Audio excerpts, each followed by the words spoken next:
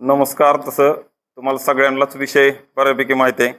गेली 5-6 दिवस तुम्ही सगळ्यांनीच बातम्या केलेल्या आहेत.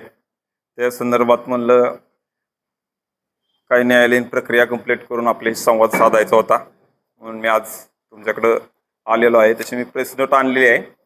मी तुम्हाला वाचून दाखवलं तर चालेल का? नमस्कार. 4 दिवसापूर्वी माझी एक ऑडिओ क्लिप व्हायरल झाली. त्या ऑडिओ क्लिपमध्ये माझ्याकडून आदरणीय स्वर्गीय अजितदादा पवार साहेब यांच्याबद्दल एक चुकीचं वक्तव्य गेलं. सुरुवातीलाच मी या वक्तव्याबद्दल समस्त अजितदादा यांचे कुटुंबीय, समस्त बारामतीकर आणि अजितदादावर प्रेम करणाऱ्या महाराष्ट्रातील तमाम जनतेचे हात जोडून माफी मागतो. तसा व्हिडिओ पण माफीचा मी गेल्या 2 दिवसापूर्वी आपल्या प्रसिद्धीसाठी दिला होता. माझ्याकडून गेलेले वक्तव्य नक्कीच चुकीचे आहे. याबद्दल मला पश्चाताप होत आहे. या विषयावरून सध्या बारामती नागरिकांच्या भावना तीव्र आहेत, परंतु माझ्या या वक्तव्याच्या आडून राजकारण होत आहे. याचं मला दुःख वाटतंय, म्हणून मी आज काही निर्णय घेतले आहेत. राजकारण कसं होतंय, काय होतंय हे बऱ्यापैकी तुमच्या लक्षात आलं असेल, पण सदर घटनेत मला पश्चाताप झाला असून त्याचे प्रायश्चित्त म्हणून मी उद्या 9/6/2026 रोजी सकाळी 8:45 पासून स्वर्गीय अजितदादा यांच्या अपघात घटनास्थळी 1 दिवसाचा अन्नत्याग करून आत्मक्लेश करणार आहे. मी माफी मागितलेली आहे. आज दिनांक 7/6/2026 रोजी काल परवा ज्या प्रेस तुमच्या पाहिल्या, त्यातून जी माझ्या हकालपट्टीपर्यंत माझ्या राजीनाम्यासंदर्भात काही लोकांनी उहापोह केला, तर मी तसा पक्षश्रेष्ठींकडे आज पक्षाच्या पदाचा, जे काय पक्षाचं सदस्यपद आहे, संघटनात्मक पद आहे, त्याचा राजीनामा आज मी त्यांच्याकडं लेखी स्वरूपात देण्याचा प्रयत्न करतोय, पण तसा मला त्यांचे संपर्क अजून झालेला नाही. मी देणार आहे. मी काल, आज आणि उद्या दादांच्या कुटुंबाशी प्रामाणिक होतो. 2018 साली माननीय अजितदादा पवार यांनी उस्मानाबाद येथे हल्लाबोल मेळाव्यात माझा प्रवेश करून घेतला होता. मी माननीय महादेवराव जानकर साहेबांच्या राष्ट्रीय समाज पक्षाचा संस्थापकीय सदस्य आहे. त्याचा राजीनामा देऊन मी 18 मध्ये राष्ट्रवादी काँग्रेस पक्षात प्रवेश केला. युवक काँग्रेसची धुरा राज्य लेवलला मी आजपर्यंत अजितदादांच्या प्रवेशानंतर मला दिलेलं पद आणि तोपर्यंत मी कष्ट केलं. 18 मध्ये मी वेगवेगळी आंदोलनं केली, त्यात मला तुरुंगवास भोगावा लागला.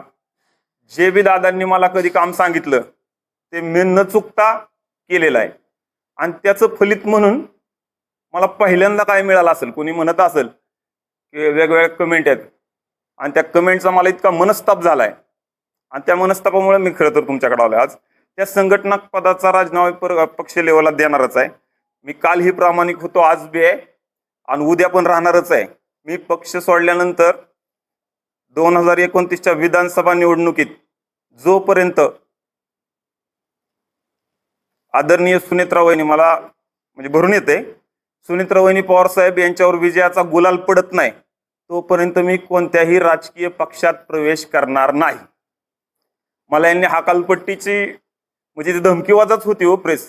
मग तुम्ही पत्रकारांनी कोणतरी विचारलं, त्यांनी राजीनामा नाही दिला तर काय करणार, म्हणजे लोकांच्या भावना तीव्र होत्या, म्हणजे मारणार का मला मारायसाठी पक्षात प्रवेश केला का? आणि मी इतका याचा प्याचा वाटलो? असं नसतंय. नजर चुकीने माझ्या तोंडातून शब्द गेला ना, मी तो मान्य करतोय. त्याची पूर्ण ऑडिओ क्लिप मला अजूनही ऐकायला मिळाली नाही. मी नक्की बोललो का, मला विचारणं व्हायला पाहिजे का नाही, मला तिथं ऐकायला दिलं पाहिजे का नाही? अजिबात दिलं नाही. मला कोण्याही कधीही काही ऐकवलं नाही, माझंही कुणी ऐकून घेतलं नाही. तरी पण भावना तीव्र लोकांच्या होत आहेत का केल्या जात आहेत ह्याच्याकडे लक्ष देण्याची गरज आहे. मी सांगितलं आता, मी कुठल्याही पक्षात जाणार नाही. मी आज राजीनामा जरी दिला संघटनेचा तर मी कुठल्याही पक्षात जाणार नाही कवर, कारण मला बी राजकीय भविष्य आहे. कोणी माझं राजकीय भविष्य बिघडवू पाहत असेल तर मी बी राजकारण माझं थांबवणार नाही. हे सगळं कारस्थान चाललंय माझं राजकारण संपवण्यासाठी, आणि त्याच्या मागं कोण आहे काय आहे ते मी तुम्हाला सगळी माहिती देतोच. माझ्या नगरसेवक पदाचा राजीनामा मागितला जात आहे. त्याबद्दल मला एवढंच सांगायचं आहे, माझे स्थानिक नगरपालिका प्रभागामधील निवडणूक 2025च्या डिसेंबरला झाली ना, ती डिसेंबरचे 21 नोव्हेंबरला मी बिनविरोध झाले.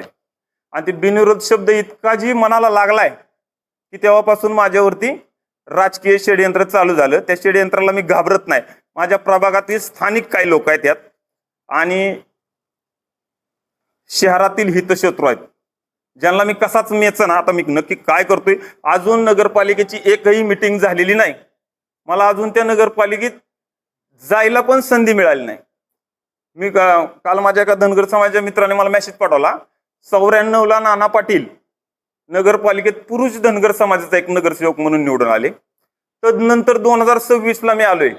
मधल्या काळात आमच्या भगिनींना संधी मिळाली आणि मी एकटाच आलोय आणि मला घरी पाठवायचं. वा, काही पडद्याआड शत्रू हितशत्रू माझ्या राजीनाम्याची केविलवाणी वाट बघत आहेत.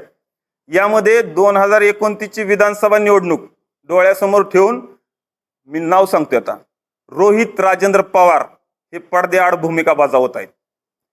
किशोर मासाळ यांचा राजीनामा घेतला तर दुखावलेला धनगर समाज हा आपल्या बरोबर येईल अशी मानसिकता डोळ्यासमोर ठेवून रोहित राजेंद्र पवार यांची सोशल मीडिया टीम काम करत आहे. खरोखर रोहित पवार यांना माननीय अजितदादा यांच्या बद्दल मी काय बोललोय जे मला अजून ऐकवलं नाही. किशोर मासाळ यांनी केलेलं वक्तव्य चुकीचं आहे, तर साधा त्यांनी निषेध सुद्धा नोंदवला नाही. मला ट्रोल करणारे 90% अकाउंट शरद पवार गटाचेच म्हणजे रोहित पवार यांचे सोशल मीडिया टीमचे आहेत. तुम्ही चेक करा, मी त्याच्या कमेंट्स आणि सगळे आणलेत. सगळे फेक अकाउंट आहेत आणि असली फेक अकाउंट आमच्याकडे सांभाळायला आमच्याकडे पैसे नाहीत. तानामुळीतली माणसं आहे आम्ही. आता ह्या लोकांनी हे सगळे पैसे तिथं लावले. रोहित पवार यांचे कार्यकर्ते काही फेक अकाउंट काढून माझा नगरसेवक पदाचा राजीनामा मागत आहेत. असे असेल तर माझं रोहित पवार यांना आव्हान आहे की त्यांनी अजितदादा पवार यांच्या स्मृतीस्थळावरती यावं.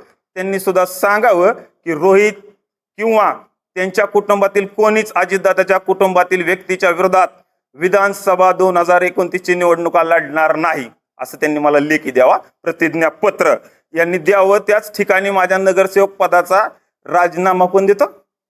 केवळ पडद्याआड राहून एका मोठ्या समूहातील व्यक्तीचा राजकीय गेम करायचा आणि स्वतःचं राजकारण साधायचं हे बरोबर नाही. त्याचं कारण असं आहे, मी तिथं 5-6 वर्ष कर्जत जामखेडमध्ये पक्ष निरीक्षक म्हणून काम केलंय.